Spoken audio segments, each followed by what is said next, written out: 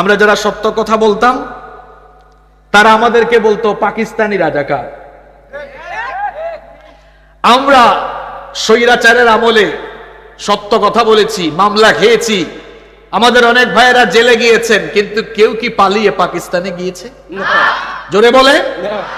তারা তো মামলা খাওয়ার আগেই, বিচারের মুখোমুখি হওয়ার আগেই তাদের মামু বাড়িতে তারা আগেই গিয়ে আশ্রয় নিয়েছে। আমাদেরকে যারা বলতো পাকিস্তানি রাজাকার, আমরা কিন্তু পাকিস্তানের সাথে কোনো সম্পর্ক রাখিনি, পাকিস্তানে আমাদের যাতায়াতে নেই, যাতায়াতও নাই, বরং আমাদেরকে যারা বলে পাকিস্তানি রাজাকার তারা তাদের কর্মকাণ্ডে এখন প্রমাণ দিয়েছে ওরা ভারতীয় রাজাকার। আপনাদের সবাইকে স্বাধীন বাংলাদেশে স্বাগতম জানাচ্ছি। আমরা এক নতুন বাংলাদেশ পেয়েছি, আলহামদুলিল্লাহ। আমরা যারা সারা দেশে কথা বলতাম আমরাও স্বাধীন ছিলাম না। আমাদেরকে স্টেজে ওঠানোর আগে কয়েক মিনিট আমাদেরকে বলে দেওয়া হতো, প্রেসক্রাইব করা হতো, এটা বলবেন এটা বলবেন না। মনে হয় কোরআন তাদের মন মানসিকতা অনুযায়ী বোঝা যেত যে কোরআনের যতটুকু তাদের নেতা নেত্রীদের মতো আছে ততটুকু চালানো যাবে, নেতা নেতৃত্বের যত চুরি চামারি আছে সেগুলো কোরআন দিয়ে বলা যাবে না। এভাবে করে আলেমদের কণ্ঠ রোধ করে রেখেছে। যে সকল আলেমরা কথা বলতেন সে সকল আলেমদেরকে জেলখানায় নিয়ে গিয়ে কাউকে কাউকে আয়না ঘরে ঢুকিয়ে দিয়েছে।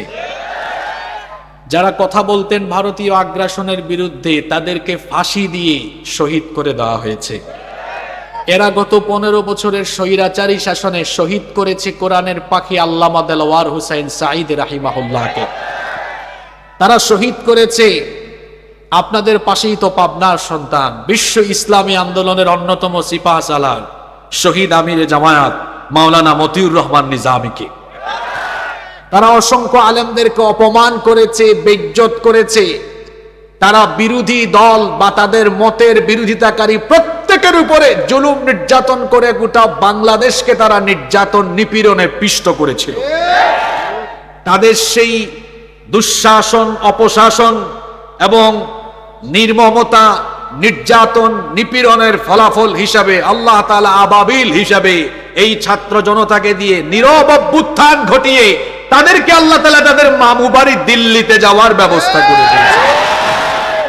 এ ঘটনা প্রমাণ করেছে বাড়াবাড়ির পরিণতি কখনো ভালো হয় না।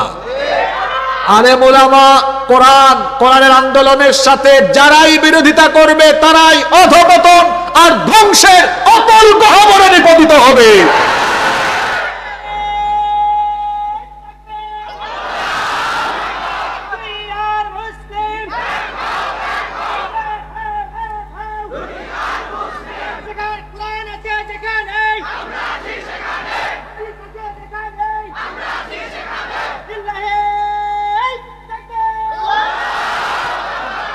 তো বললাম আমাদের কথা, আমরা কথা বলতে পারতাম না। শুধু আমরা কেন, এদেশের মানুষ তাদের নিজেদের মতামত পেশ করতে পারত না। বাক স্বাধীনতা কেড়ে নেওয়া হয়েছিল, কেউ কথা বলতে পারত না। আর এদিকে আয়োজন কমিটির কথা যদি বলি, থানায় যেতে যেতে তাদের জুতার তলা ক্ষয় হয়ে যেত। মাহফিল করতে নাকি অনুমতি লাগবে। মাহফিল করতে কি কারো অনুমতি লাগার কথা?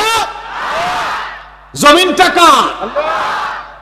এই জমিনে কথা চলবে কার? যারা আল্লাহর জমিনে আল্লাহর কোরআনের কথা বলা বন্ধ করে দিয়েছিল, আজ আল্লাহ তাআলা তাদের সকল ধরনের স্বাধীনতা কেড়ে নিয়েছেন। যারা কোরআনের কথা বলতে বিধিনিষেধ আরোপ করেছিল, কেউ রাস্তায় বের হয়ে কথা বলার মতো দুঃসাহস নাই। ইঁদুরের কোন গর্তে গিয়ে লুকিয়েছে এটা তারাই ভালো জানে। তারপরে আসেন আপনাদের কথা। যে ভাই একটু আগে দাঁড়িয়ে স্লোগান দিলেন, মাহফিলে এভাবে স্লোগানও দেওয়া যেত না। ডানে বামে কিছু লোকজন বসে, তারপরে আলেম ওলামাদের সাথে দুর্ব্যবহার, শ্রোতাদের সাথে দুর্ব্যবহার। আপনারা জানেন 2020 সালে কুমিল্লার লাকসামে এক আওয়ামী সন্ত্রাসী আমার উপর হামলা করেছিল। একই কায়দায় তারা সারা দেশে গত 15 বছর বিভিন্ন তাফসীর মাহফিলে, কোরআনের মাহফিলে আলেম ওলামাদের উপরে, শ্রোতাদের উপরে, আয়োজক কমিটির উপরে হামলা করে, মামলা করে, নির্যাতন করে গোটা দেশটাকে তারা নির্যাতনে ভরে দিয়েছিল। তাদের এই নির্যাতন নিপীড়নের ফলাফল হিসাবে, পরিণতি হিসাবে আজ আল্লাহ তাআলা তাদের উপরে এই গজব দিয়েছেন। এরা বহু আলেমদের চোখের পানি ঝরিয়েছে। এরা ইসলামী আন্দোলনের কর্মীদের উপরে নির্মম নির্যাতন নিপীড়নের স্টিম রুলার চালিয়েছে। তাদের কারণে ইসলামী আন্দোলনের কর্মীরা বাড়িতে ঘুমাতে পারে নাই, বাবা মায়ের সাথে থাকতে পারে নাই, স্বামী স্ত্রীর সাথে দেখা করতে পারে নাই, আপনজনের জানাজায় যেতে পারে নাই। পরিবার বঞ্চিত, এলাকা বঞ্চিত থেকে বছরের পর বছর তাদেরকে এলাকা ছাড়া করে রাখা হয়েছিল। আজ শাস্তি হিসাবে আল্লাহ এদেরকে এমন শাস্তি দিয়েছেন, তারা এখন নিজেরাই স্বেচ্ছায় দেশ ছেড়ে পালিয়ে গিয়েছে। আমরা যারা সত্য কথা বলতাম, তারা আমাদেরকে বলতো পাকিস্তানি রাজাকার। আমরা স্বৈরাচারের আমলে সত্য কথা বলেছি, মামলা খেয়েছি, আমাদের অনেক ভাইয়েরা জেলে গিয়েছেন, কিন্তু কেউ কি পালিয়ে পাকিস্তানে গিয়েছে? জোরে বলে।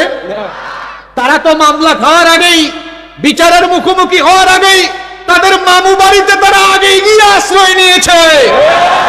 আমাদেরকে যারা বলতো পাকিস্তানি রাজাকার, আমরা কিন্তু পাকিস্তানের সাথে কোনো সম্পর্ক রাখিনি, পাকিস্তানে আমাদের যাতায়াতে নেই, যাতায়াতও নাই, বরং আমাদেরকে যারা বলে পাকিস্তানি রাজাকার, তারা তাদের কর্মকাণ্ডে এখন প্রমাণ দিয়েছে ওরা ভারতীয় রাজাকার। এজন্য পালিয়েছে কোথায়? জোরে বলেন কোথায়? এই ঘটনাগুলো থেকে আমাদেরকে শিক্ষা নিতে হবে। এই দেশ আলেম ওলামার দেশ, এটা মসজিদ মাদ্রাসার দেশ, এটা শাহজালাল, শাহপরান, শাহ মাখদুম রাহিমাহুল্লাহ পীর আউলিয়ার দেশ। এদেশে ইসলামের বিরুদ্ধে, কোরআনের বিরুদ্ধে, আলেম ওলামাদের বিরুদ্ধে, ইসলামী আন্দোলনের বিরুদ্ধে যারাই যাবে তাদের পতন ঠিক এইভাবে করে হবে। আল্লাহ আমাদেরকে বুঝার তৌফিক দান করেন।